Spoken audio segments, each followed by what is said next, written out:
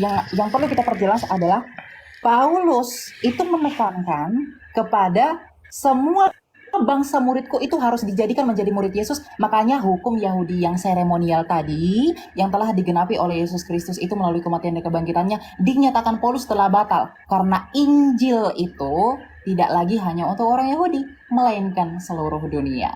Gitu. Jadi kita nggak bisa, maksudnya gini, saya mengerti kalau orang yang hermeneutikanya itu mungkin sudah termain blocking dengan apa yang mereka pikirkan, kemudian mengambil ayat yang menurut mereka relevan dengan pondasi berpikir mereka. Saya nggak heran dengan itu. Tetapi dalam prinsip kekristenan kita memiliki makna untuk hal itu, gitu. Jadi saya pikir jangan mengawin-ngawinkan ayat sesuai dengan apa yang kita mau, gitu.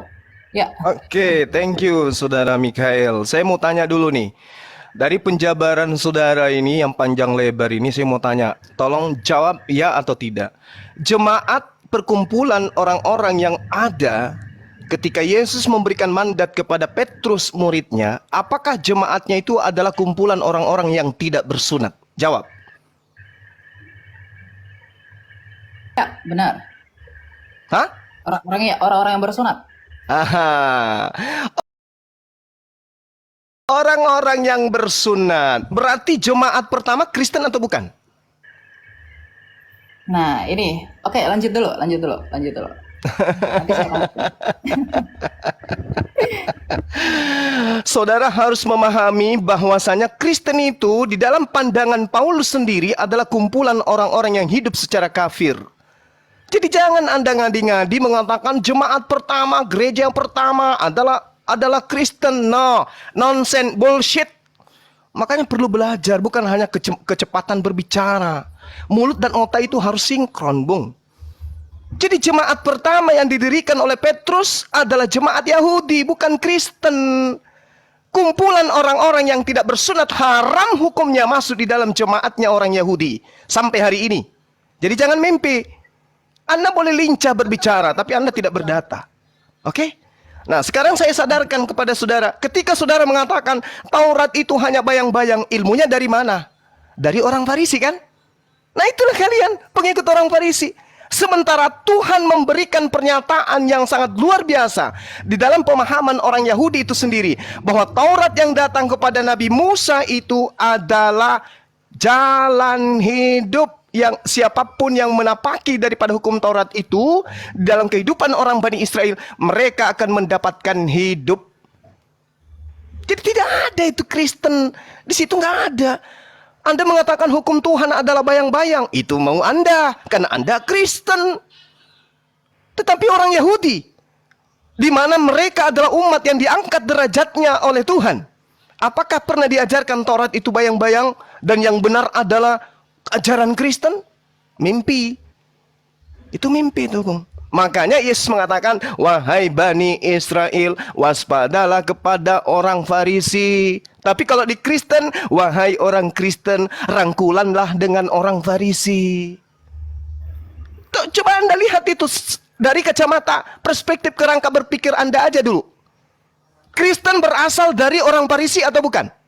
Yes, orang Farisi. Siapa orang Farisinya? Paulus. Apa pembuktiannya? Pengakuan dari mulutnya sendiri. Di mana diterangkan? Filipi 3 nomor 5. Aku adalah orang Ibrani asli dari keturunan Benyamin. Aku adalah orang Farisi. Kata Yesus, waspada. Ini waspada. Dan betul saja. Sekali lagi saya katakan, kalau Anda cerdas, Anda orang terpelajar, satu-satunya pemain tunggal yang mendirikan agama, mendirikan sekte di luar daripada agama Yahudi yang dianut oleh Yesus, hanya Paulus. Sekte apa itu? Kristen. Orang Yahudi menyebutnya Nasrani. Itu diterangkan dalam Kisah Para Rasul 24 nomor 5. Jadi tolong teman-teman Kristen mulai hari ini, Anda imani dan percayai bahwa jemaat pertama adalah Kristen, itu buyar. Tinggalkan itu adalah pembodohan. Jemaat pertama yang didirikan oleh Petrus adalah kumpulan ahli-ahli Taurat. Mereka adalah orang-orang yang bersunat. Mereka yang ketika masuk ke bait suci bukan duduk di bangku, tetapi mereka berdiri untuk sujud di hadapan Tuhannya mereka. Sebelum masuk ke rumah ibadah mereka cuci kaki, cuci tangan, membasuh wajah dan seterusnya. Mereka wudhu. Sementara Kristen itu beda. Jadi jangan pernah mimpi jemaat mula-mula yang didirikan di atas batu karang itu adalah Kristen. Itu pembodohan. Catat itu. Jemaat yang didirikan Petrus adalah kumpulan orang-orang yang bersunat. Mereka adalah praktisi Torah. Ya, catat. Sehingga ketika Anda mengatakan kami adalah Kristen awal mula dari muridnya Yesus, itu bohong. Paulus mendirikan sekte di Antioquia itu karena dia mengaku dia diutus sebagai rasul kepada orang-orang yang tidak bersunat.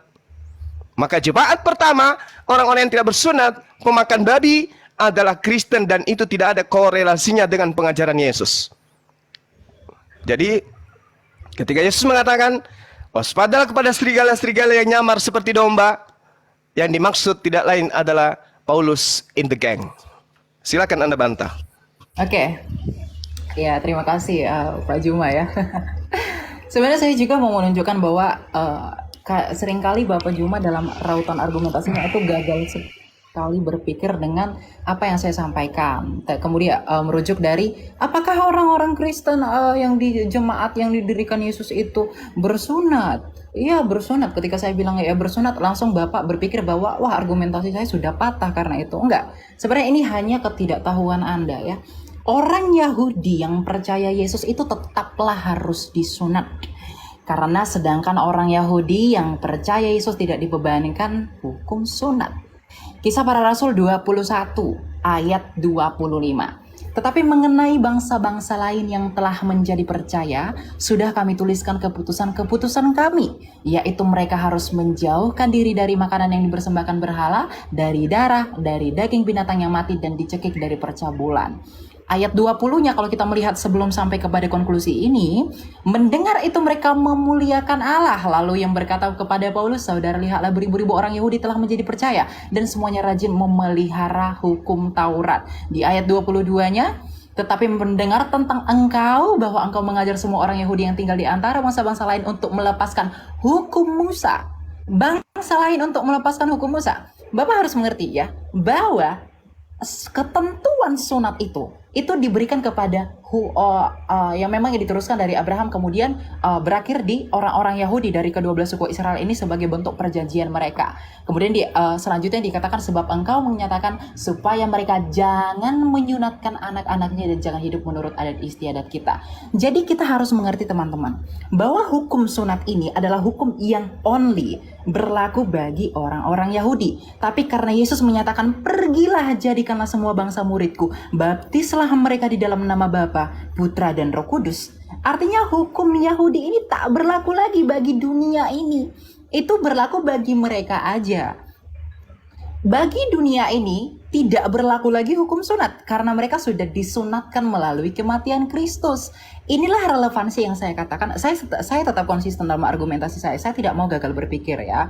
Nah, ketika Yesus menyatakan baptislah semua orang di dalam nama Bapa, Putra, Roh Kudus, kemudian juga Paulus. Jadi Paulus ini bukan bertentangan dengan Yesus. Ini harus yang diperhatikan ya teman-teman. Paulus ini menginjil bagi dunia. Karena di ayat 21 dikatakan bahwa di antara bangsa-bangsa lain dan Yahudi dan bangsa-bangsa lain yang melepaskan hukum Musa.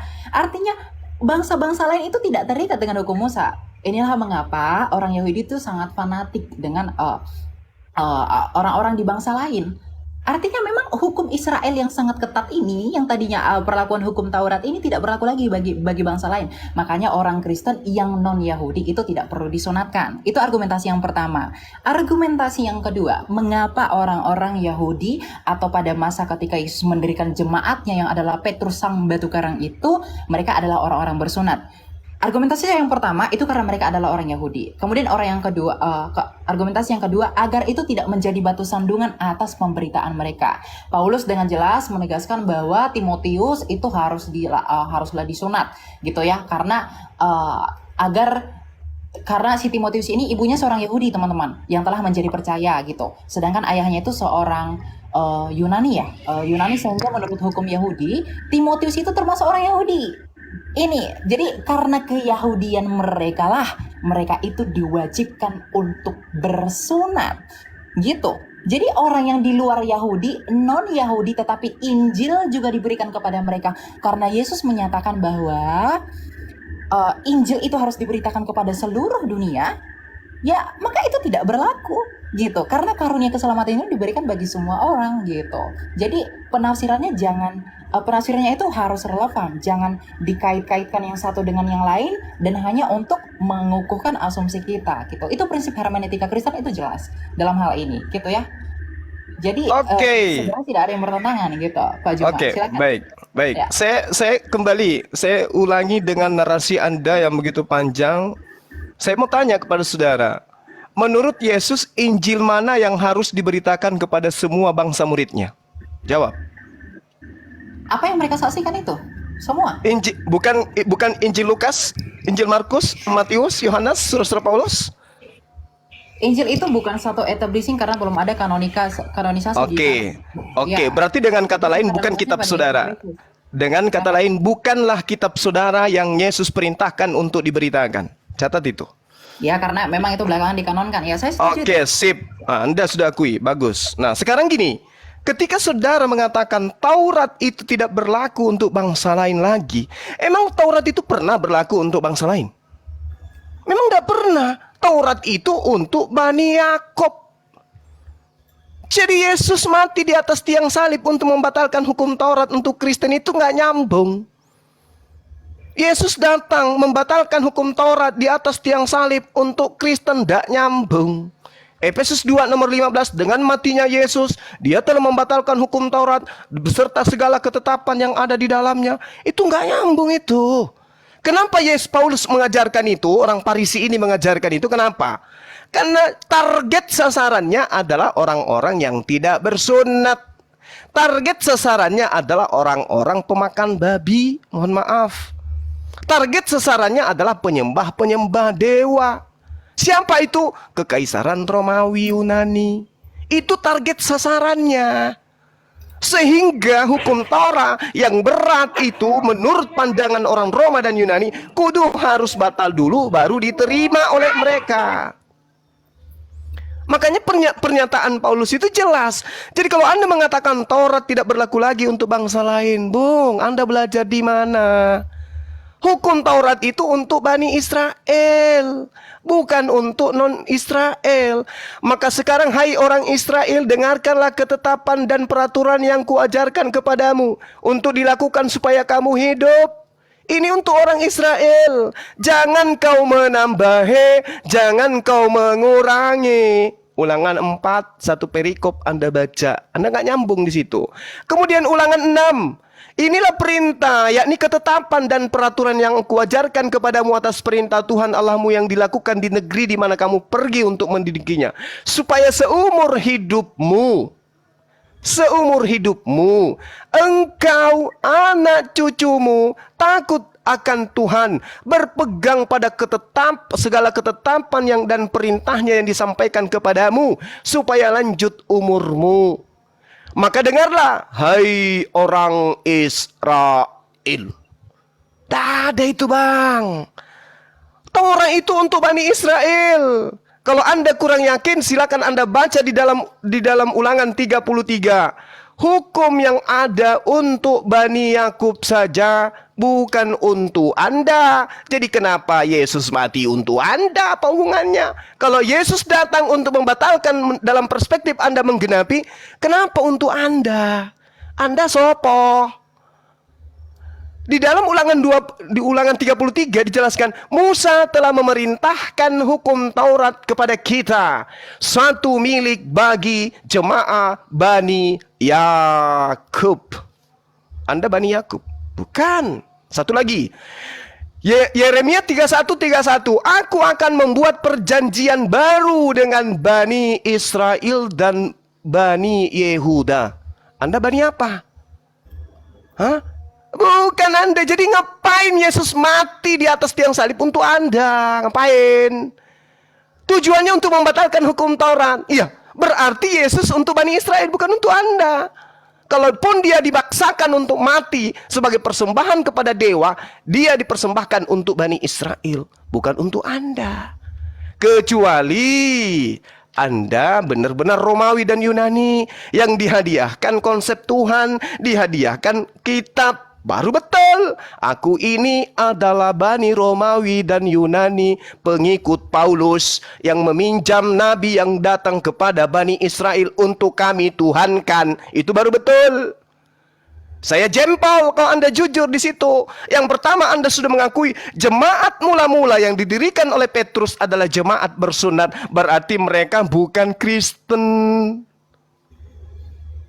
Mereka adalah Bani Israel yang percaya Yesus utusan Tuhan, belum terkontaminasi dengan ajaran Farisi. Sedangkan yang di Antioquia murni mutlak absolut pengajaran Farisi. Muncullah Kristen penyembah manusia, dan itu Anda aminkan hari ini. Makanya saya tanya, Injil mana? Injil Lukas? Bukan. Markus? Bukan. Injil yang mana? Ya Injil Yesus. Mana Injil Yesus itu? Baca kitab Anda. Kalau Anda punya Bible, saya ajarin sekarang. Di dalam Yohanes 1 nomor 48, Yesus memanggil Filipus. Filipus, ikutlah denganku. Kadia, ikut denganku wahai Filipus. Filipus disebut namanya. Ada legalitas dari Yesus untuk Filipus. Lalu kemudian di Kisah Para Rasul 8 di nomor 35, Filipus memberitakan tentang Injil Yesus. Yang diajarkan oleh Filipus adalah Injil Yesus, bukan Injil Lukas, Markus, Matius, Yohanes, bukan. Jadi kalau Anda pun memaksakan memberitakan Injil kepada seluruh makhluk, maka berita yang harus didengarkan itu adalah Injilnya Yesus yang dibawa oleh Filipus, bukan Lukas, bukan Paulus. Sadari itu kalau Anda memang benar-benar ingin selamat. Yesus punya Injil sendiri yang diberitakan muridnya Filipus, dan Filipus mendapatkan legitimasi jelas. Sementara Paulus, Lukas, Markus, pengarang Matius, pengarang Yohanes, pengarang Markus itu tidak ada legitimasi dari dia, dari Yesus. Sementara sumber firman, bahkan kalian mengatakan firman itu adalah sang firman itu adalah Yesus. Sang firman memberikan legitimasi kepada Filipus, bukan kepada penulis Injil Anda. Jadi Injil Anda itu bukan yang harus diberitakan ke seluruh dunia. Simpan itu di peti. Cari Injil Filipusnya. Beritakan kepada dunia. Disitulah yang benar. Injil Filipus masih ada sisanya. Yesus menikah dengan istrinya Maria. Silakan. Oke. Kasih Pak Juma. Ya, saya ini ya sudah cukup mendengarkan tadi ya apa yang disampaikan. Saya mau bantu yang pertama dulu. Tadi Pak Juma menyatakan berkaitan dengan Taurat itu untuk orang Yahudi. Ya, kita buka Lukas 16 ayat 16. Lukas ya. Hukum Taurat dan kitab para nabi berlaku sampai kepada zaman Yohanes. Dan sejak itu kerajaan Allah diberitakan dan setiap orang menggagahinya berebut memasukinya. Yang pertama. Yang kedua, Matius 11 ayat 13. Sebab semua nabi dan kitab Taurat bernubuat hingga tampilnya Yohanes. Jadi Lukas, Matius itu relevan. Bahwa Taurat itu hanya berakhir dan berlaku sampai di masa Yohanes. Oke, jadi di sini kita bisa melihat bahwa Matius itu memberi penjelasan lebih jelas dengan menempatkan kata mereka bernubuat itu berakhir hingga tampilnya Yohanes Pembaptis tentang kesaksian kebenaran yang akan datang di dalam Kristus. Dengan demikian kita mengerti bahwa Taurat itu dan nubuat-nubuat para nabi dalam Perjanjian Lama berakhir pada saat tampilnya nabi terbesar, yaitu Yohanes Pembaptis, ya. Dengan tanda kematian Yesus di kayu salib, berlaku hukum Kristus, hukum kasih. Ini saya sudah tegaskan dari awal, bahwa hukum Kristus itu adalah dua hukum. Hukum Taurat itu terikat pada 613 hukum. Gitu. Jadi yang 613 itu sudah tidak berlaku lagi. Kenapa? Karena para nabi pun itu semua bersaksi dan akan bernubuat tentang dia yang akan datang. Yang di dalam Lukas yang saya bacakan tadi, berakhirnya nubuat tentang kesempurnaan yang akan datang itu telah selesai.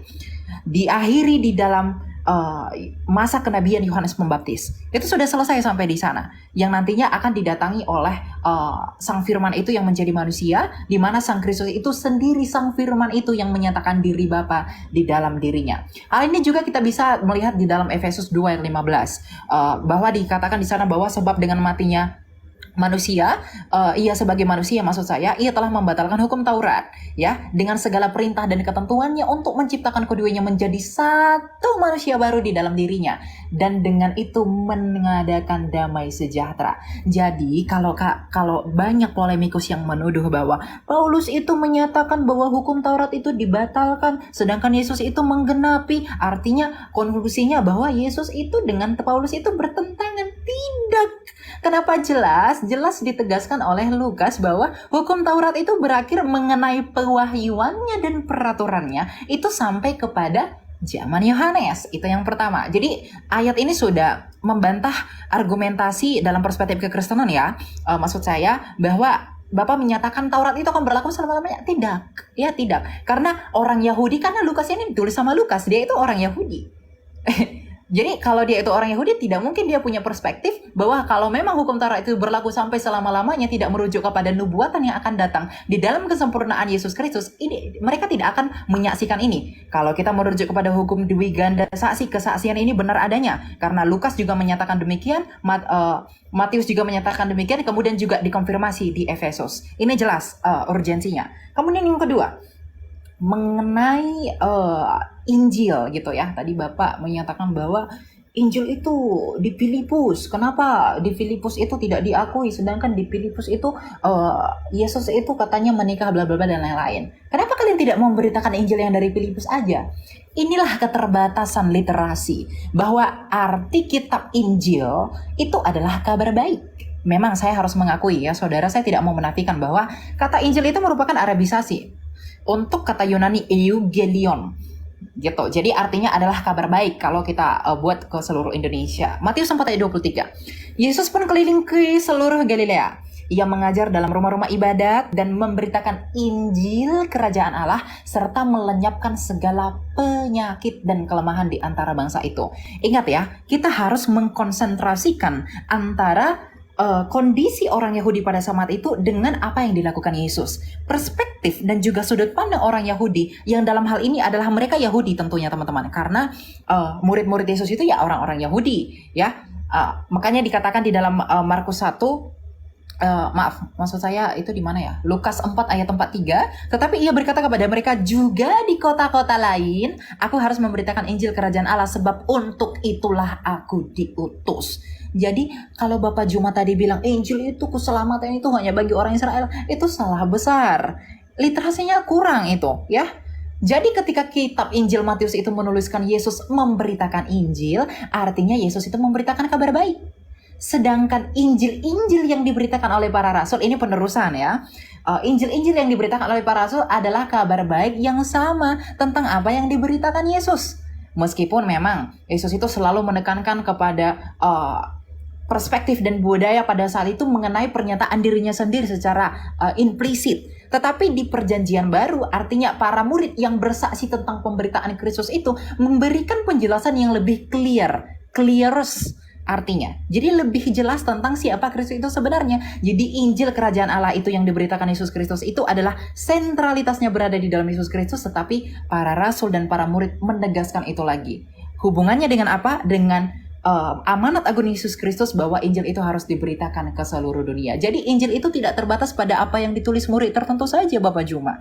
Tapi itu merujuk kepada kabar baik. Kabar baik itu dalam hal ini telah disampaikan Yesus bahwa kamu harus membaptis orang di dalam nama Bapa, Putra dan Roh Kudus. Ini relevansinya dengan apa? Dengan keselamatan yang Yesus tawarkan itu dengan mengalahkan maut, dengan kematian dan kebangkitannya di kayu salib. Jadi kabar baik di sana adalah karena ketika Yesus itu menyatakan bahwa hidup di zaman pada saat itu dia belum mati. Jadi Injil kerajaan Allah itu yang merujuk kepada dirinya sendiri. Sedangkan ketika Yesus memberi mandat dan amanat agung baptislah mereka di dalam nama Bapa, Putra dan Roh Kudus, dia sudah mati tapi bangkit kembali. Artinya Yesus secara implisit menyatakan kepada murid-murid, sampaikan ke dunia bahwa aku telah mati, aku telah bangkit dan aku naik ke surga dan baptis mereka di dalam nama Allah Tritunggal agar mereka dapat diselamatkan. Inilah yang disebut dengan kabar baik itu. Tidak bertentangan dengan apa yang Yesus ajarkan. Saya juga bingung dengan rautan argumentasi apa Anda mengkait-kaitkannya dengan Filipus, kemudian juga menuduh bahwa Yesus itu pernah menikah. Yesus itu pernah menikah tidak pernah divalidasi fakta sejarah. tutup Alkitab, kita buka fakta sejarah. Tulisan Marabin Serapion, kemudian tulisan Tacitus, kemudian juga siapa namanya satu lagi saya lupa, yang dari Roma itu, mereka tidak pernah menyaksikan Yesus Kristus itu menikah. Bahkan Flavius Josephus itu membuktikan dan juga menuliskan dalam sejarahnya bahwa Yesus itu diakui dan dianggap orang Yahudi itu bangkit pada masa itu, dan tidak pernah menuliskan historikal tentang pernikahannya dia. Jadi Injil itu merujuk kepada kabar baik, terlepas dari bagaimana memang perspektiva dari budaya pada masa itu. Gitu Pak Juma ya. Terima kasih. Oke, baik ya. Jadi Paulus sendiri mengakui di dalam Galatia 1 nomor 6, aku heran bahwa kamu begitu lekas berbalik daripada dia yang oleh kasih karunia Kristus memanggil kamu dan mengikuti satu Injil yang lain. Ya. Jadi saudara harus memahami bahwa dari zaman Paulus saja Injil-Injil itu sudah bertebaran. Banyak Injil yang kemudian ada pada masa itu. Sehingga ketika saudara mengatakan bahwasanya Injil yang Anda maksud adalah yang diberitakan kabar gembira, Paulus yang menorehkan catatannya sendiri mengatakan bahwa banyak Injil lain, ya, banyak Injil lain yang ada pada masa itu. Bukan hanya kitab saudara yang sekarang ini mencari jalan untuk membatalkan hukum-hukum yang datang kepada Bani Israel. Saudara dengan entengnya mengatakan bahwasanya hukum Taurat itu hanya berlaku pada masa Yohanes sampai masa Yohanes. Itu maunya Anda. Ilmu Anda itu Anda dapatkan dari mana? Dari Lukas. Lukas iki sopo? Anda mengatakan Lukas ini orang Yahudi. Data Anda dari mana? Lukas aja dari namanya itu adalah nama orang Roma. Oke? Dan tidak ada catatan yang mengatakan bahwa Lukas itu orang Yahudi. Tidak. Lukas itu jelas oleh tradisi Kristen sendiri menduga dia berasal dari Antioquia, Syria, dan dia berdarah Yunani. Lalu ketika saudara mengatakan dia orang Yahudi, ilmu dari mana Anda dapatkan itu? Ya, ilmu dari mana? Lukas itu tidak dikenal oleh Yesus. Ya. Nah, lalu kemudian ketika Anda mengatakan hanya sampai kepada Yohanes, berarti Anda menyelisih pernyataan Yesus. Di dalam kitab saudara sendiri menerangkan, Yesus berkata bahwa hukum Taurat itu lebih mudah langit dan bumi lenyap daripada setitik dari hukum Taurat itu batal. Mana yang benar ini? Pengakuan Yesus atau pengakuan Lukas? Yang mana yang benar? Sementara Yesus sendiri, sabar. Yesus sendiri mengatakan demikian. Terus di dalam kitabnya orang Yahudi terkait dengan Taurat, itu dijelaskan janganlah kau menambahi, jangan kau mengurangi. Jadi jangankan batal, dikurangi aja tidak bisa. Ilmu Anda dari mana? Hanya ingin melegalkan ajaran Farisi, kemudian Anda mengatakan bahwa hukum Taurat itu berlaku hanya sampai di Yohanes saja. Berarti ada pengurangan. Sementara perintah Tuhannya jangan kau menambahi, jangan kau mengurangi. Dan sampai hari ini orang Yahudi masih ada. Sedangkan Injil yang diberitakan kemudian oleh Filipus jelas adalah Injil Yesus. Tidak pernah mengatakan Injil Lukas, Injil Markus, nggak ada. Yang diberitakan oleh Filipus ini adalah Injilnya Yesus. Injil Yesusnya mana? Tidak ada. Kenapa tidak ada? Karena sejatinya Kristen itu bukan pengikut Yesus, tapi pentuhan Yesus yang muncul pertama kali kemudian di Antioquia. Jadi ketika kemudian dikatakan hukum Taurat itu berlaku hanya sampai Yohanes, itu datanya dari siapa? Dari Lukas sendiri. Sementara Lukas juga yang mencatat, Yesus sendiri mengatakan bahwasanya lebih mudah langit dan bumi lenyap daripada setitik dari hukum Taurat itu batal. Lebih mudah. Nah, terus kenapa bisa batal? Sementara langit dan bumi itu lebih mudah hilang daripada hukum Taurat. Apa logikanya yang bisa dipakai selain daripada doktrin dan dogma? Oh, enggak berlaku lagi. Apa alasannya? Sementara Yesus mengatakan lebih mudah langit dan bumi lenyap daripada setitik dari hukum Taurat. Nah, sekarang saya ingin bertanya kepada saudara, Injil Filipus, Injil yang diberitakan Filipus yang adalah Injil Yesus itu apa itu? Apakah kitab saudara atau bukan? Silakan. Oke, saya jawab dari awal dulu ya sebelum sampai ke Filipus agar sistematis ya. Tunggu dulu, Bu Michael. Ya, Kenapa? izin ya, Gurunda. Host, mana ada lagi Oten yang mau naik? Silakan. Ada Oh iya, satu. silakan. Ya, mana tahu ada saudara-saudari kita yang dari Kristen, silakan naik ya. Itu Bang Marco. Host, Ya, Bang Host, Bang Host, atau Bang Angel. Ya, silakan, Bu Michael. Oke. Siap. Saya mau jawab beberapa argumentasi yang disampaikan tadi ya. Saya tidak menyatakan kalau si Lukas itu orang Yahudi ya, enggak. Mungkin kesalahan bahasa, enggak. Saya juga tidak mengakui dia orang Yahudi. Tapi kalau masalah Bapak Juma tadi merujuk dari apa yang saya sampaikan bahwa Injil itu, maksud saya hukum Taurat itu selesainya di zaman Yohanes itu karena tulisan Lukas. Bapak juga jangan melupakan bahwa Matius juga mencatat itu. Ya, Matius 11 ayat 13 juga menyatakan sebab semua nabi dan kitab Taurat bernubuat hingga tampilnya Yohanes. Dalam bahasa Inggris disebut dengan for all the prophets and the law prophesied until John. Jadi sampai di situ ya. Jadi Matius ini orang Yahudi. Jadi kalau Bapak tadi menggunakan argumentasi itu tidak dari orang Yahudi, salah. Matius itu anak Alfeus, itu orang Yahudi dari Galilea. Meskipun dia memang pemungut cukai dari kota Kapernaum ya, karena dia diunjuk jadi penarik pajak kerajaan Romawi gitu. Jadi memang tidak hanya, ini yang saya katakan bahwa tidak hanya Matius saja yang menyaksikan bahwa Yesus Kristus itu, bahwa hukum Taurat itu selesai, tapi juga dikonfirmasi oleh Lukas dan juga nanti konfirmasinya, validasinya ada di Efesus gitu. Nah, kemudian tentang satu iota, saya mengerti bahwa mungkin Anda tidak belajar literalitnya ya, translinearnya. Jadi kita tidak bisa memahami itu dari bahasa Indonesianya. Meskipun memang untuk orang-orang yang belajar itu bisa melihat dari bahasa Indonesianya, tetapi tetap juga merujuk kepada arti aslinya ya. Bentar, saya minum dulu. Di Matius 5 ayat 17 tadi seakan-akan Bapak Juma itu mengkontraskan bahwa sedangkan Matius yang bilang bahwa itu berhenti di zamannya Yohanes, sedangkan Matius juga yang bilang bahwa karena aku berkata kepadamu sesungguhnya selama belum lemah langit dan bumi ini satu iota atau satu titik pun tidak akan ditiadakan dari hukum Taurat sebelum semuanya terjadi. Ya, kita belajar ya teman-teman dalam hal ini ya. Satu iota atau satu titik pun tidak akan ditiadakan dari hukum Taurat sebelum semuanya terjadi. Saya akan beri edukasi tentang hal ini. Banyak memang pendapat dengan menggunakan ayat dalam Matius 5 ayat 18 tadi menyatakan bahwa Taurat itu berlaku selamanya, sebagaimana yang disampaikan Bapak Juma dalam hal ini ya, bahwa itu selamanya, tidak ada pembatalan gitu. Satu iota atau satu titik pun ditiadakan, namun biasanya pendapat yang seperti itu mengatakan ini mengabaikan frasa yang terdapat pada ayat itu. Jadi saya menyimpulkan Bapak Juma terindikasi hal ini, yaitu frasa sebelum semuanya terjadi gitu. Padahal frasa inilah kunci untuk memahami ayat tersebut. Untuk mengerti makna dalam Matius 5 ayat 18 itu, sebaiknya juga kita harus membaca ayat-ayat sesudahnya tentang iota yang dipermasalahkan. Karena Bapak Juma kan sangat menekankan ya, memberi negasi khusus bahwasanya nggak ada itu hukum Taurat dibatalkan gitu. Tapi mari saya bantu untuk memahami ini.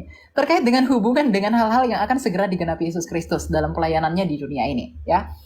Jadi untuk itulah ia berkata, satu iota pun tidak akan dibatalkan dari semuanya terjadi. Makanya baca kitab suci itu harus melihat konteksnya. Jangan diambil yang satu, kemudian dibuang yang satu, itu nggak boleh. Gitu. Ini prinsip penafsir kitab suci. Karena kitab suci itu Injil itu bukanlah kitab yang turun dari langit. Yang artinya secara absolutely, secara extremely kita terima sebagai sebuah kebenaran. Gitu ya.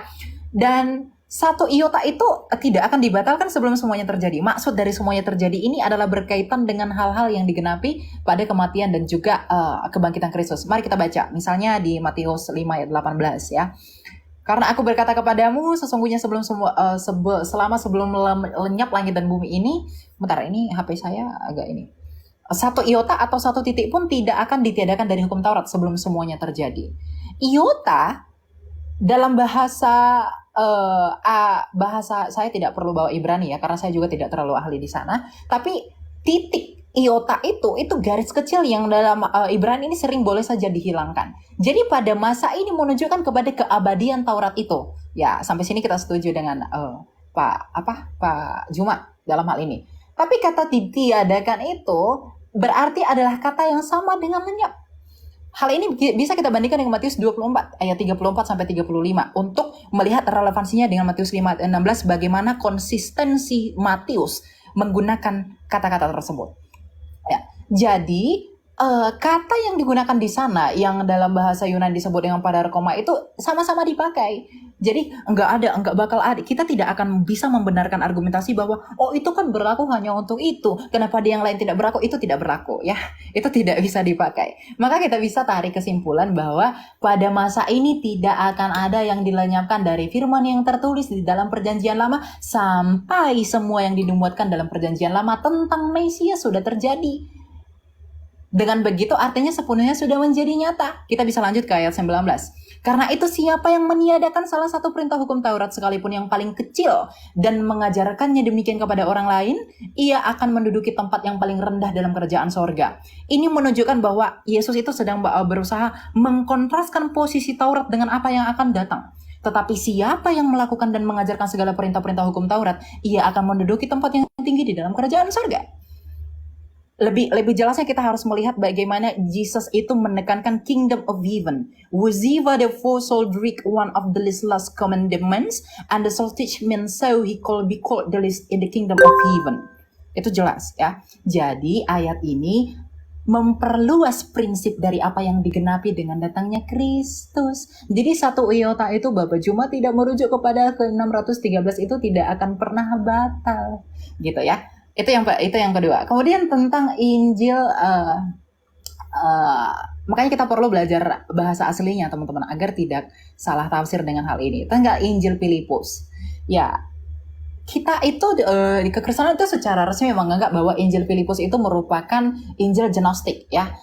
Itu juga disebut dengan naskah apokrifa Perjanjian Lama. Nah, kita perlu verifikasi ini dan juga melakukan diwifikasi berkaitan dengan standar yang digunakan untuk melihat kebenaran ajaran itu. Tentunya juga dengan kritik-kritik dan juga kritik teks dan juga melihat padanannya dengan faktor budaya karena memang kekristenan itu lahir dari sejarah gitu. Injil Filipus itu melihat sakramen baptisan yang dilakukan kekristenan itu tidaklah benar. Itu yang salahnya. Tapi sesungguhnya adalah baptisan yang spiritual gitu. Jadi hal ini juga akan memengaruhi tentang bagaimana ia berbicara tentang kelahiran Yesus. Di mana di dalam kepercayaan Kristen, Yesus itu percaya lahir dari perawan Maria. Tetapi di dalam Injil Filipus kepercayaan tersebut ditolak. Bahkan dalam Injil Filipus itu dikatakan Tuhan tidak akan pernah berkata Bapakku yang ada di dalam surga kecuali dia memiliki Bapa di tempat lain. Dia hanya akan berkata Bapakku. Kemudian ia juga salah konsepsi tentang penciptaan. Jadi tidaklah salah bapak-bapak gereja dan para pendahulu orang-orang yang kritis berkaitan dengan kekristenan ini mengatakan bahwa memang Filipus itu tidak dianggap. Jadi kalau bapak membawa apokrifa untuk menyerang yang benar, itu salah sekali. Jadi takutnya Anda teridentifikasi untuk terkena logical fallacy ya gitu. Jadi ambillah hal-hal yang kami anggap sebagai sebuah kebenaran untuk menyatakan kebenaran yang Anda maksudkan itu. Gitu. Jadi apa yang disampaikan dalam Injil Filipus ini juga tentunya kontras dengan apa yang disaksikan sejarah. Seperti yang saya katakan bahwa Injil itu sangat dikonfirmasi oleh sejarah. Tulisan-tulisan para sejarawan itu menyatakan bahwa Yesus itu tidak pernah menikah. Karena kalau kita melihat dari gayanya orang Semitik berbicara tentang riwayat hidup tentang seseorang, dia harus menjelaskan itu, apalagi berkaitan dengan pernikahan. Tapi sayangnya sejarawan yang berasal dari kalangan itu tidak menyatakan demikian. Gitu. Jadi jadi nggak usah curhat. Kita kembali ke tema, nggak usah curhat kemana-mana. Iya, Bu. itu. Jadi gini. Shalom, selamat siang. Anda mencoba menarasikan. Bentar dulu Bang Juma. Tolong Anda buktikan dulu, baik menurut Al-Quran maupun kitab-kitab lain di mana tertulis Yesus menikah. Monggo silakan. Kalau nggak ada Anda penistaan. Monggo silakan. Saya gini Bang Juma. Tunggu. Tadi Anda menarasikan Yesus menikah di kitab Filipus. Yang jadi pertanyaan saya, di mana di Al-Quran bahwa Yesus menikah? Soalnya gini, Muhammad dalam Al-Quran dijelaskan semua siapa saja istri-istrinya yang mau dia nikahi. Ada turun ayat untuk membantu itu. nggak masuk akal kalau sebenarnya Nabi Isa menikah, nggak ada ceritanya di Al-Quran. Sementara di Al-Quran diceritakan Isa membuat dari burung aja diceritakan, apa semua diceritakan, tapi mengenai pernikahannya tidak diceritakan. Tolong tunjukkan. Kalau Iya. tidak, Anda menista. Oke, terserah Anda. Silakan Anda laporkan. Bukan, Silakan. tolong tunjukkan dulu pernyataan Anda. Tadi Anda bilang menikah. Anda diam. Halo, Anda tolong diam. tunggu dulu. Anda diam. Kamu mau berdiskusi atau tidak? Kalau nggak kamu Anda diam. turun. Iya, diskusinya kita berbagus. Anda diam. Tunjukkan Anda- dalil. Anda diam. Jangan, Anda tunjukkan dalil. Jangan buat kesesatan. Tunjukkan dalil. Anda tentukan waktu kita bahas itu. Oke? Tunggu. Siapapun Oke, dari silakan, kalian Bro. akan saya lumat habis. Paham? Gak usah terlalu Silakan, sombong kali. Ya. Sekarang kita masuk ke dalam pengajaran Yesus. Anda mencoba untuk menarasikan ajaran Kristen untuk membantah ajaran Yesusnya. Oke, sah-sah saja. Anda hebat di dalam membangun narasi. Torah itu batal. Kenapa? Memang itu tujuan Kristen. Anda didukung oleh pengajaran-pengajaran Farisi untuk menyatakan itu. Yes. Tetapi tolong Anda hargai kitabnya orang Yahudi ini yang mengatakan jangan kau menambahi, jangan kau mengurangi. Anda tidak bisa membatalkan kitabnya orang dengan membawa narasi dari Farisi, nggak bisa.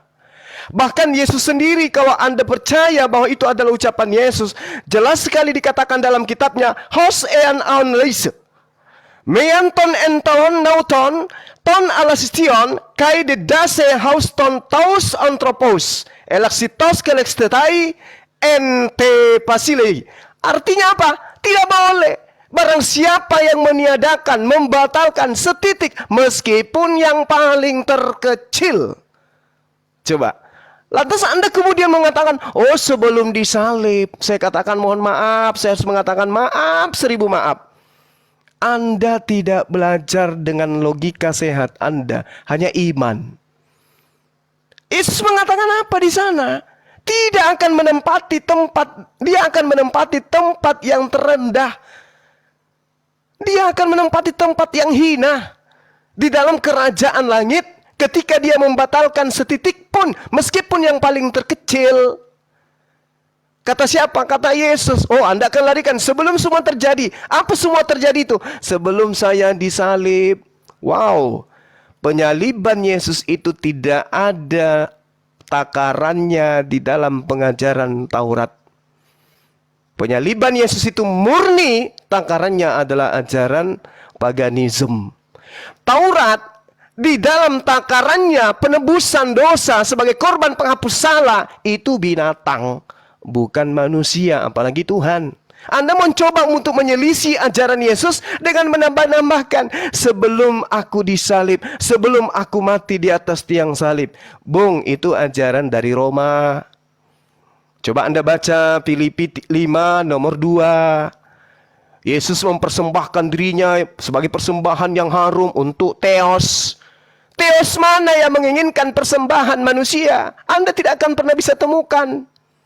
Tuhan yang benar tidak pernah minta persembahan manusia kecuali dalam hal ujian kepada Abraham. Dan itu pun Tuhan menggantikan dengan binatang.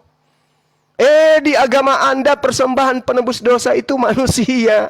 Lalu kemudian Anda mengatakan inilah penghapusan daripada hukum Torah. Sampai hanya Yohanes. Oleh karena itu Yesus harus mati di atas tiang salib sebagai penggenapan itu semua. Penggenapan itu bukan pembatalan, Bung. Penggenapan itu adalah penyempurnaan. Yesus datang menyempurnakan hukum Taurat itu. Apakah penyempurnaan hukum Taurat dengan membunuh anak manusia di atas tiang salib? Itu ajaran paganisme. Ya. Tapi ajaran Taurat, kita berbicara mengenai ajaran Taurat. Di mana Tuhan mengatakan akan berhenti hukum Taurat itu hanya kepada Yohanes. Itu di mana? Tidak ada pengajaran itu. Kecuali pengajaran yang muncul kemudian 300 tahun kurang lebih setelah pengesahannya di konsili. Barulah kemudian hal itu Anda benarkan. Dan Anda mengajarkan ajaran ini karena diajarkan oleh Barat kepada Anda. Bukan orang Yahudi yang mengajarkan itu. Orang Yahudi mana, tradisi mana, kitab apa di tengah-tengah mereka yang mereka jadikan acuan bahwa hukum Tuhan yang datang kepada kita sudah selesai pada saat pengarang kitab Yohanes mengatakan itu, ketika pengarang Lukas mengatakan itu. Dan Anda salah tadi. Itu bukan kitab Matius, Bung. Anda belajar lagi. Yang mengatakan itu adalah kitab Lukas. Anda asal bicara saja, tapi Anda tidak memahami data yang sesungguhnya. Jadi saya katakan sekali lagi kepada saudara, Yesus sendiri mengatakan, siapa yang meniadakan hukum Taurat meskipun yang paling terkecil, dia akan menempati tempat terhina di langit. Apa itu? Neraka. Makanya kalian diusir oleh Yesus. Enyahlah daripadaku kalian semua pembuat kejahatan. Siapa yang tidak membuat kejahatan? Yang melakukan kehendak Bapa. Apa kehendak Bapa? Hukum Taurat. Jadi siapa yang tidak melakukan hukum Taurat, berarti mereka tidak berlaku berdasarkan atas kehendak Bapa. Siapa yang tidak berlaku kehendak Bapa, dia diusir. Kemana? Ke neraka. Mana dalilnya? Matius 13:50. Baca itu. Tak ajarin, ambil pulpen, catat. Ya, Anda boleh menarasikan agama Anda, silakan. Oh, berlata-lata, berapi-api Anda menjelaskan. Tapi yang Anda jelaskan itu untuk kemudian menyangga ajarannya Yesus adalah pengajaran orang Farisi. Ya percumi. Percumi. Anda didukung ajaran Farisi. Wah, dengan berbagai macam narasi yang Anda bangun. Tapi membantah dengan ajaran Farisi, menghantam ajaran Yesus. Nggak bisa. Yesus sendiri mengatakan, barang siapa yang meniadakan setitik pun dari hukum Taurat meskipun yang paling terkecil, maka dia akan menempati tempat terendah, tempat terhina di dalam kerajaan langit. Siapa itu? Kristen. Kristen membatalkan itu semua dengan pola yang diajarkan oleh orang Farisi.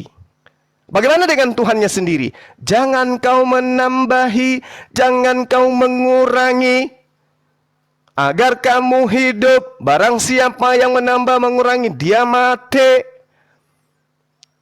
Masih kurang. Jadi Anda kemudian membantah pengajaran Yesus. Jangan kau menyangka aku datang untuk meniadakan. Aku datang untuk menggenapi. Menggenapi itu bukan berarti menghilangkan, membatalkan. Menggenapi itu artinya kalau dia 9 digenapi menjadi 10. Berarti semakin banyak, semakin sempurna. Bukan malah semakin hilang. Dengan matinya Yesus di atas tiang salib, dia telah membatalkan hukum Taurat beserta segala ketetapan yang ada di dalamnya. Dan itu Anda aminkan. Jadi sekali lagi saudara, saya tidak sedang membahas Injil Filipus. Saya sedang membahas Injilnya Yesus yang Filipus beritakan kepada orang-orang yang ada pada masa itu. Baca di dalam kitab saudara. Itu kisah, itu sejarah. Konon ceritanya adalah cerita tentang rasul-rasul. Bede. Katanya sih, tapi menurut saya itu bukan. Jadi ketika Anda mengatakan bahwasanya Yesus membatalkan hukum Taurat, itu tidak ada datanya.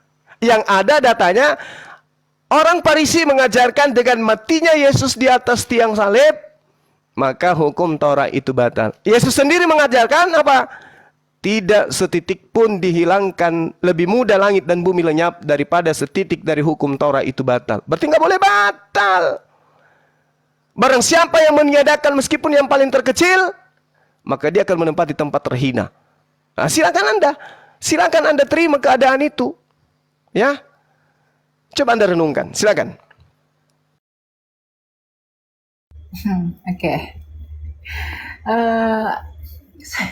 Saya mau ajak ini ya, mengetahui beberapa hal.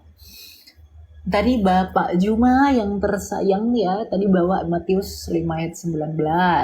Berkaitan dengan, karena itu siapa yang meniadakan salah satu perintah hukum Taurat, sekalipun yang paling kecil, dan mengajarkannya demikian kepada orang lain. Coba kita pelajari kata use, yang merupakan verba yang ditulis dalam bentuk aorist active subjunctive, dan kita korelasikan dengan bagaimana penafsiran kasuistik orang Yahudi. Ya. Use itu berarti meniadakan. Meniadakan itu relevan dengan memperlunak, kemudian juga memperlemah, dan lain-lain gitu, yang dilakukan oleh orang-orang Farisi. Dan kita mengikuti perspektif mereka. Bagaimana penafsiran mereka yang saya katakan tadi itu sifatnya itu kasuistik. Mereka membuat hukum Taurat itu dapat gampang dilaksanakan karena memperlemah dan memperlunak kuasa moral hukum Taurat itu. Maka mereka disebut dengan menduduki tempat paling rendah, menduduki tempat yang paling tinggi. Artinya secara harfiah itu disebut tak berarti. Itu penafsiran kasuistik, ya. Sebaliknya, Yesus itu menyatakan bahwa yang melakukan dan mengajarkan segala perintah-perintah hukum Taurat, ia akan menduduki tempat tinggal, ya tempat yang tinggi ya, tempat yang tinggi di dalam kerajaan surga. Segala perintah yang merujuk kepada apa yang dinyatakan Yesus itu merujuk kepada hukum Taurat di Perjanjian Lama dan hal-hal yang segera menyusul, yakni rumusan Kristus yang lebih dalam tentang hukum Taurat yang menunjukkan kepada penggenapan sesungguhnya. Kita bisa bandingkan ini misalnya dalam Matius 5 ayat 38, Matius 22, kalau nggak salah pokoknya di antara ayat 34 sampai ayat 34, dan Yesus Kristus itu merujuk kepada dirinya yang akan segera mengajarkan kegenapan Taurat dan revitalisasi yang ia rumuskan itu menjadi hukum kasih. Hal ini kita bisa lihat di dalam ayat 20 misalnya di Matius 5. Saya tidak keluar dari konteksnya meskipun tadi Pak Juma membawa narasi lain tapi nanti saya akan jawab itu ya. Di Matius 5 ayat 20 itu dikatakan bahwa maka aku akan berkata kepadamu, jika hidup keagamaanmu tidak lebih benar daripada hidup keagamaan ahli-ahli Taurat dan orang Farisi, sesungguhnya kamu tidak akan masuk ke dalam kerajaan surga. Kita bisa melihat ini padanan yang saya katakan tadi bahwa kebenaran yang ada di sana itu lebih tepat daripada hidup keagamaan. Jadi kebenaran itu lebih tepat daripada hidup keagamaan. Ini urgensi kekristenan. Ya, jadi lebih benar bukan berarti lebih besar. Ahli-ahli Taurat yang adalah orang yang menganggap dirinya sebagai pengajar hukum Taurat, kemudian mereka adalah Farisi yang kemudian orang-orang yang mengaku mengajarkan hukum Taurat mengerjakan, maksud saya, masuk dalam kerajaan surga itu tidak tergantung pada hubungan Allah, dan ini harus diperlihatkan dalam kehidupan dan ajaran yang bersifat mendalam itu. Ini yang Yesus revitalisasi. Jadi saya tadi sudah menerangkan dari bagaimana transit interlineasinya berkaitan dengan satu iota itu merujuk pada apa. Kemudian tadi Bapak Juma menyatakan kalau satu iota tidak ada, selalu penekanannya di sana, dan di sana. Tapi tidak melihat konteks dekatnya. Saya pikir ini kesalahan berpikir yang sangat fatal. Ya, kemudian yang kedua, tadi juga mana ya? Bapak Juma tadi menyatakan, saya catat tadi berkaitan dengan sebentar, berkaitan dengan enyahlah gitu, bahwa mereka yang sesat itu enyahlah mereka yang menyebut aku Tuhan, melainkan dia melakukan kehendak Bapakku di surga. Tadi Bapak Juma itu menyatakan bahwa kehendak Bapakku di surga merujuk kepada Taurat, ya, merujuk kepada Taurat.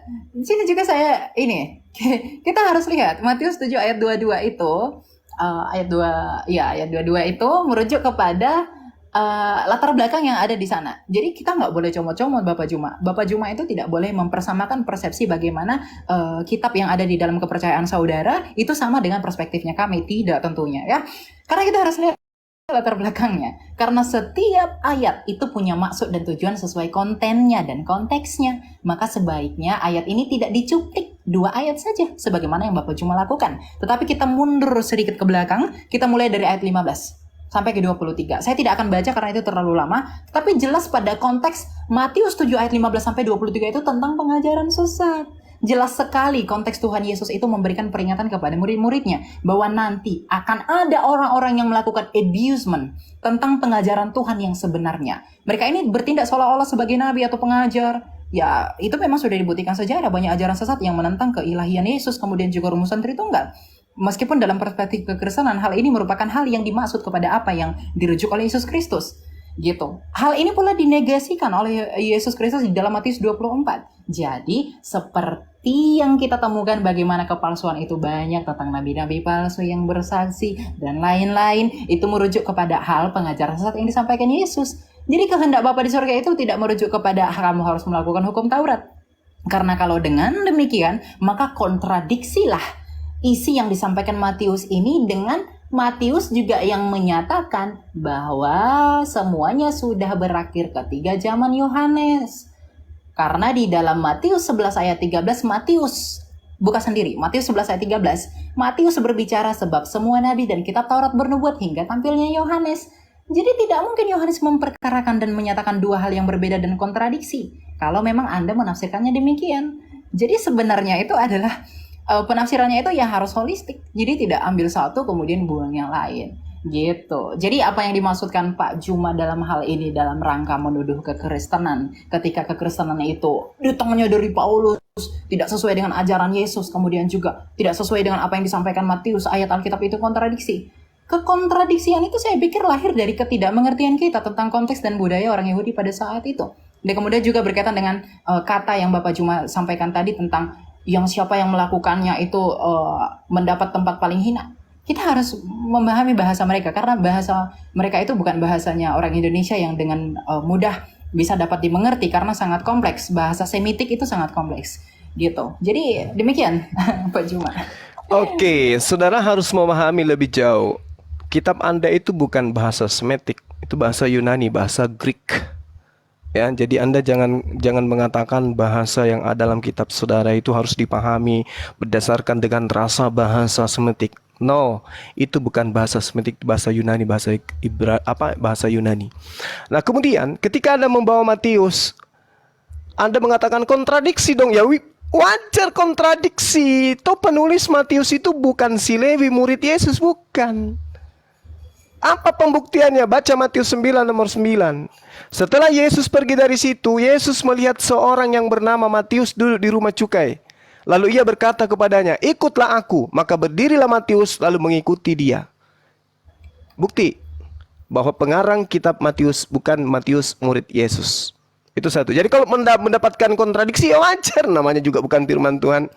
Lalu kemudian Anda mencoba menarasikan Matius 7, Bung. Matius 7 nabi palsu itu bisa dilihat dari buahnya. Baca satu perikop. Kalau Anda mengutip katanya, Anda yang harus membaca satu perikop. Dari buahnya itu jelas. Apa buah dari pengajaran nabi palsu? Memanggil Yesus Tuhan. Bermujizat dengan menggunakan nama Yesus. Mengusir setan dengan menggunakan nama Yesus. Bernubuat dengan menggunakan nama Yesus. Itulah buah pengajaran nabi palsu. Agama mana itu? Agama Anda. Dari mana Anda mendapatkan agama Anda? Dari orang Farisi. Kepada siapa Yesus minta agar waspadai? Orang Farisi. Paulus orang mana? Orang Farisi. Tokoh dari mana? Dari Kristen. Di mana dituliskan? Kisah Para Rasul 23 nomor 6. Masih kurang datanya? Oke, saya tambahkan kalau gitu. Di dalam kitab saudara jelas sekali ketika saudara mengambil Matius 5 nomor 20.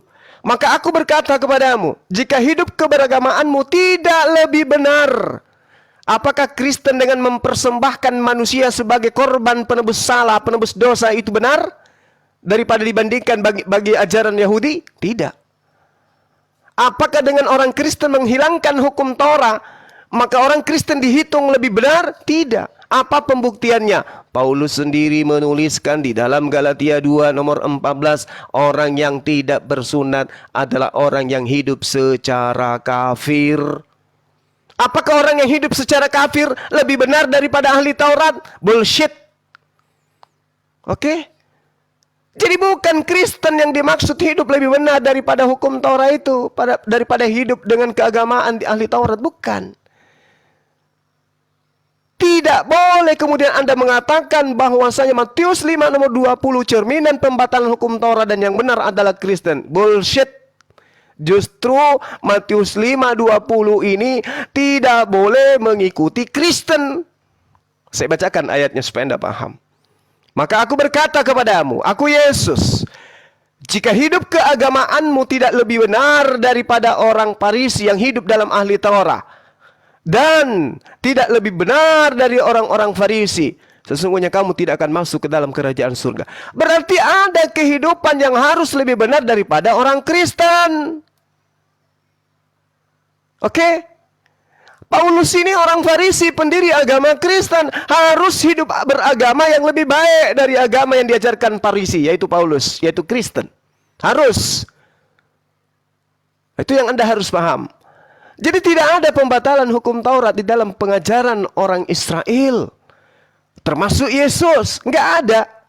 Jika hidup keberagamaanmu tidak lebih baik dari orang Farisi. Artinya dari agama yang didirikan oleh orang Farisi. Maka kamu tidak akan masuk ke dalam surga. Nah ini data di dalam kitab saudara. Yang dicatat oleh orang yang menuliskan tentang Yesus bertemu dengan Matius. Tapi dia bukan Matius. Tolong dipahami itu dengan baik. Kemudian, ketika saudara mengatakan bahwa hukum Taurat itu berlaku hanya kepada Bani Israel, apakah hanya sampai kepada Yohanes saja? Terus apa hubungannya dengan Kristen? Yesus datang untuk Bani Israel. Yesus berpesan kepada ke-12 muridnya agar jangan ke bangsa lain. Yesus meminta hanya ke bangsa muridnya. Semua bangsa yang dimaksud adalah bangsa muridnya. Apa pembenarannya? Lihat di dalam Yosua yang saya katakan tadi. Yosua 10 jelas sekali dikatakan di sana. Nomor 21. Pulanglah seluruh bangsa itu kepada Yosua. Berarti seluruh bangsa yang dimaksud adalah 12 suku bangsa Bani Israel. Anda tidak punya kapling di sana, Bung. Jadi sekali lagi saya katakan, saya kembalikan kepada tema yang tadi, bahwasanya Yesus datang kepada Bani Israel, mengajarkan Bani Israel untuk tidak meninggalkan hukum Taurat. Hukum Taurat tidak boleh ditambah dan tidak boleh dikurangi. Hukum Taurat adalah perjanjian Tuhan kepada Bani Israel dan juga Bani Yehuda. Tidak ada coupling untuk Kristen di sana. Demikian.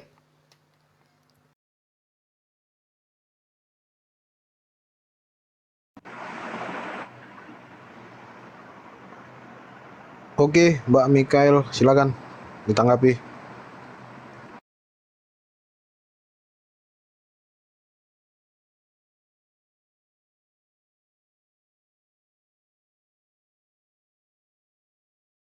Cek, Mikael. Michael lah, Michael.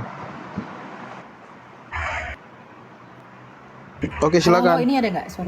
Iya, ada. Silakan ditanggapi, Mbak.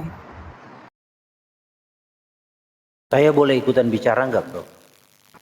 Oh, Pak Malikil ya. Ya, Oke, dari mana, Pak? saya Kristen. Iya, oke. Boleh, silakan. Boleh ditambah ya, Pak, silakan. Oke. Iya. Silakan. Jadi yang dijelaskan oleh Ibu Mikael ya, dari tadi memang Suma kawan kita nggak nangkap karena berbeda sudut pandang ya. Tentang hukumnya, hukum itu pada mulanya nggak ada. Lalu adanya kapan hukum itu? Ketika Israel ya ingin hukum tersebut, lalu diberikanlah hukum itu. Nah, dengan tujuan mereka akan taat terhadap hukum itu perjanjiannya. Ya, tetapi pada kenyataan ketika seiring waktu mereka di padang gurun ya berkelana 43 tahun, mereka tidak mampu melakukan hukum itu. Jadi yang dimaksud oleh Kristus tentang hukum Taurat ya, itu digenapi, itu jauh sudah terbilang ketika Yakub ya, ayahnya ya. Orang-orang Israel ya, Yakub disebut Israel. Di dalam Kejadian 49 ayat 10 dikatakan di sana segala ketetapan itu akan berlaku sampai kepada Sang Silo tampil. Sang Silo tampil ya. Jadi kenapa berlaku Sang Silo tampil dan kenapa Yesus itu menggenapi hukum itu? Jadi yang dimaksud dengan menggenapi hukum itu Kristus ya Tuhan sendiri itu mewakili manusia melakukan hukum tersebut supaya olehnya manusia yang tidak mampu melakukan hukum tersebut bisa terselamatkan.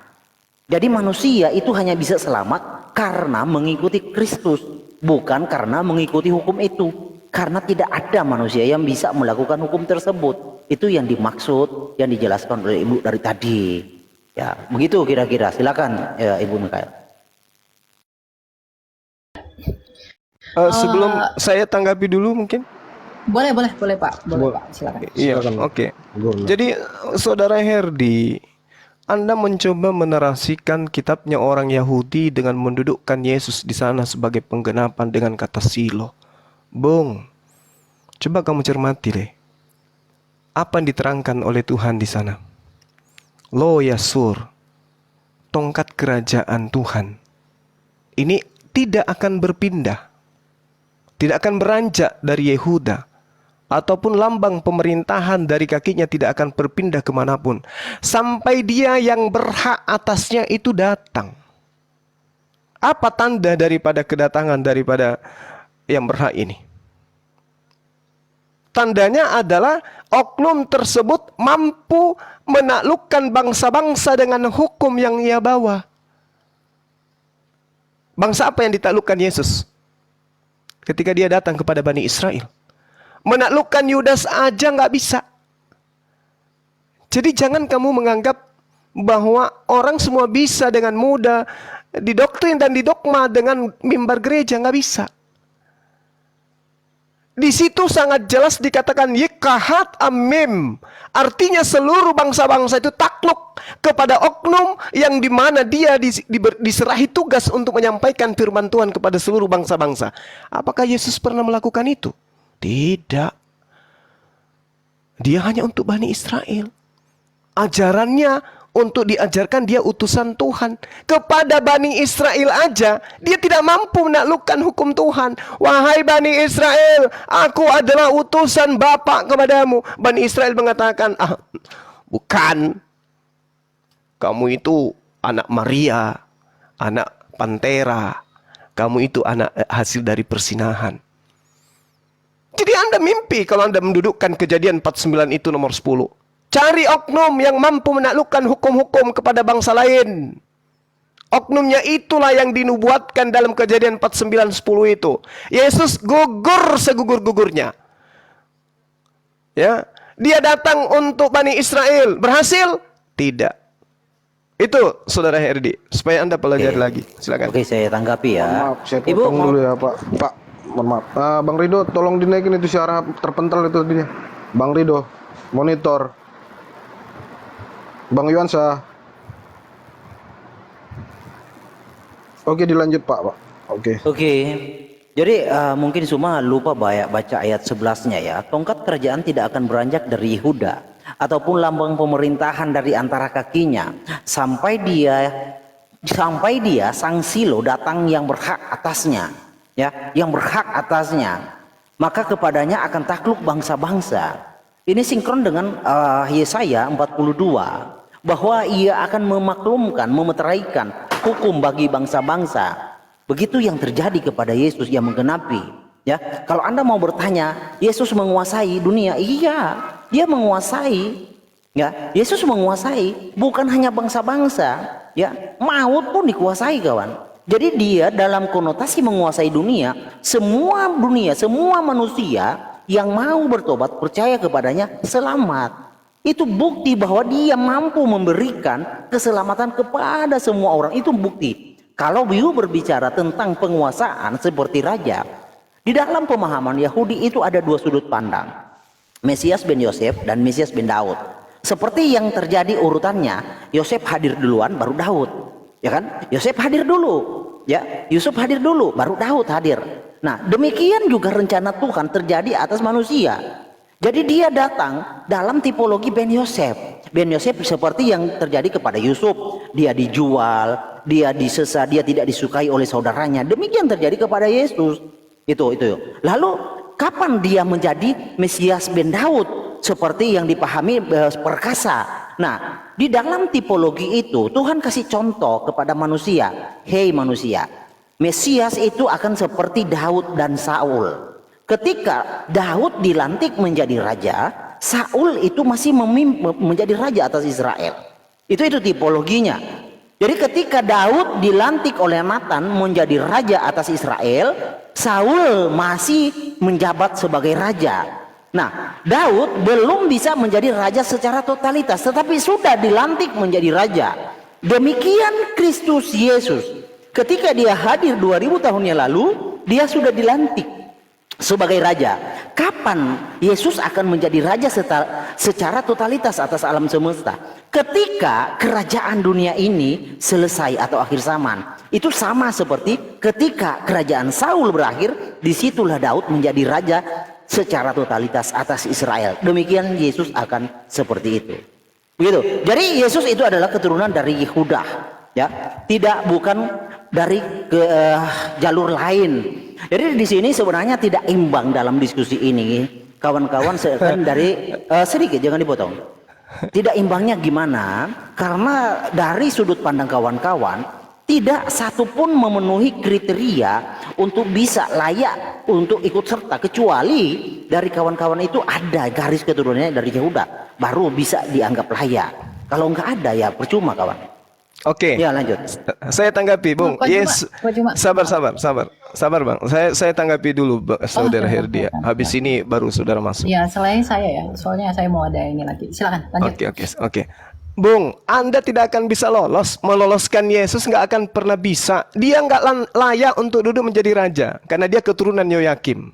Itu kena sumpah dia tuh. Anda baca Yeremia biar Anda paham. Yeremia 30.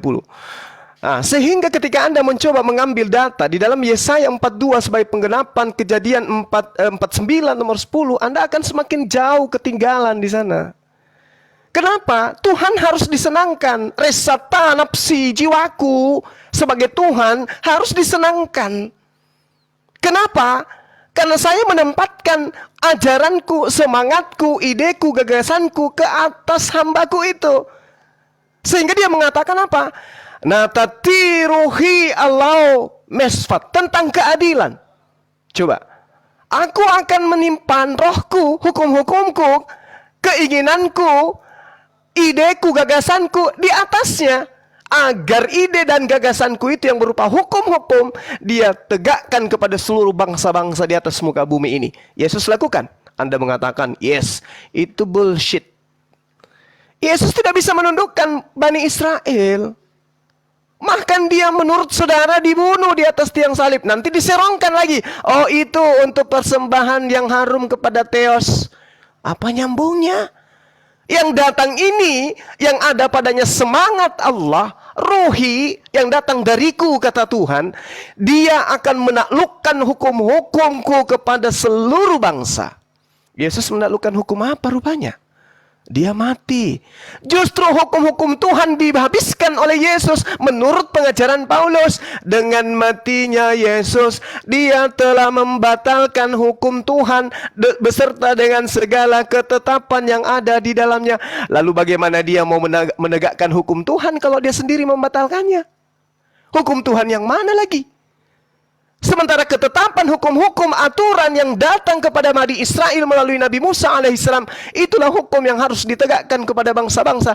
Mampu tidak Yesus? Tidak. Justru menurut Paulus, mati Yesus itu untuk membatalkan hukum Tuhan. Jadi untuk menggenapi Yesaya 42 nomor 1 itu kayak mana caranya?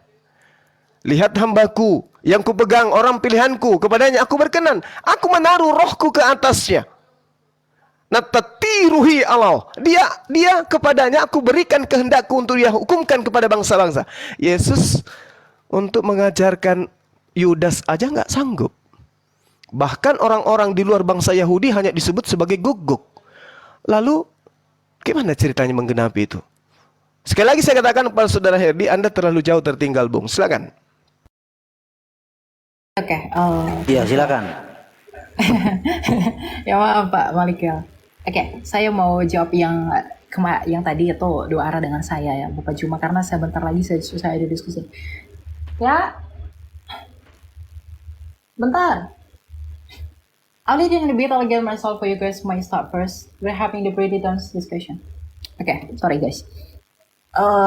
Tadi Bapak Juma menyatakan bahwa sebenarnya keselamatan itu diberikan hanya kepada orang Yahudi gitu ya. Tapi sebenarnya tidak demikian. Karena Kristus itu melegitimasi. Karena itu pergilah, jadikanlah semua bangsa muridku dan baptislah mereka dalam nama Bapa, Anak, dan Roh Kudus. Jadi sehebat apapun Bapak Juma merajut argumentasi bahwa itu hanya untuk Yahudi dengan penafsiran yang salah dengan ayat yang Bapak bawakan tadi dengan tafsirkan yang salah itu, tentunya tidak demikian. Karena rasul-rasul itu juga menegaskan apa yang dirujuk pada Kristus ini. Karena setiap orang yang percaya kepada Yesus itu memperoleh justification and sanctification. Di dalam dua hal itu, makanya Yesus mengatakan bahwa semua bangsa, tidak bangsa Israel. Ketika mungkin Bapak menyatakan bahwa tadi, dia aku diutus hanya untuk domba-domba Israel gitu. Kemudian ketika kita berhadapan dengan Matius 28 ayat 19, itu mungkin akan terkesan konotatif negatif. Bahwa hal ini terlihat bahwa, waduh kenapa ini bertentangan gitu. Sebenarnya tidak. Itulah pentingnya mengapa saya katakan perlu memerhatikan konten dan juga konteks dari ayat tersebut. Jadi memang Injil itu diberikan ke seluruh dunia karena orang yang kepada umat yang diberitakan itu mereka menolak itu. Jadi nanti makanya dalam penafsiran hermeneutika akhir zamannya Kristen dalam eskatologi itu disebutkan bahwa nanti setelah genap dulu semua orang di seluruh dunia yang di luar Yahudi masuk kepada kekristenan, artinya tergenapi menjadi orang pilihan, kemudian nanti akan menyusul dari bangsa Israel itu sendiri. Yang tadinya mereka yang terdahulu, kemudian mereka menjadi yang terakhir. Yang tadinya orang yang di luar itu terakhir, mereka menjadi yang terdahulu. Itu yang dinyatakan oleh firman Tuhan. Kita bisa melihat ini dalam 1 Korintus 9, 24, 25, sama 27. Oke. Kemudian berikutnya, aku ingin menegaskan kembali tentang Taurat tadi ya. Karena Bapak Juma sangat menekankan lagi-lagi dan berkali-kali berkaitan dengan satu tidak akan dihilangkan gitu. Saya lebih baik menyarankan belajar prinsip kasuistik dalam pemahaman orang Ibrani, dalam pemahaman orang Yahudi, gitu, agar kita tahu translinernya itu artinya apa dari satu iota yang saya maksudkan tadi.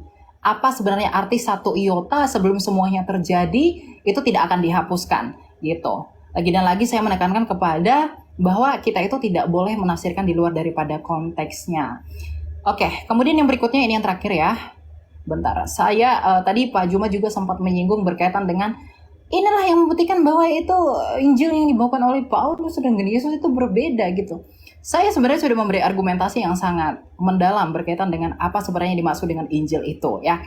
Karena memang kekristenan itu mengakui bahwa Yesus itu merupakan sentralitas dari keselamatan itu yang dapat didapatkan hanya melalui perkabaran Injil itu saja, gitu. Jadi apa yang dikabarkan oleh para murid itu sentralitasnya kepada Yesus Kristus, sedangkan Yesus Kristus memberikan muara dan juga inisiasinya, gitu. Jadi kalau tadi ditafsirkannya bahwa oh tidak, keselamatan ini hanya untuk Israel, kamu jangan pede. Saya pede karena Yesus berkata semua bangsa. Jadi kita menjadi pede. Keselamatan itu dianugerahkan bagi dunia. Karena begitu besar kasih Allah akan dunia ini sehingga ia mengaruniakan anaknya yang tunggal. Apakah dunia ini hanya dipenuhi oleh orang Israel? Kan tidak.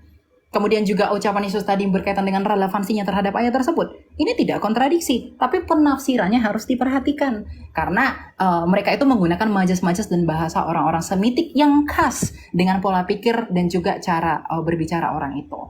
Gitu. Ya, mungkin itu yang bisa saya sampaikan teman-teman. Thank you banget buat Pak Juma dan teman-teman yang lain. Soalnya ini Sabtu. Oke. Ya. Baik. Ya, jadi saya izin turun ya. Soalnya saya ada Siap. Makasih, salam kenal ya. Terima Nanti kasih. kita Salam dia. kenal. Oke. Thank you. Oke, Thank you oke. teman-teman. Ya. Oke, terima kasih. Host, ada teman kita di bawah dinaikkan. Nanti dia menggantikan Host. saya untuk sementara. Ya, Selamat Tungri ya. Bang Rido.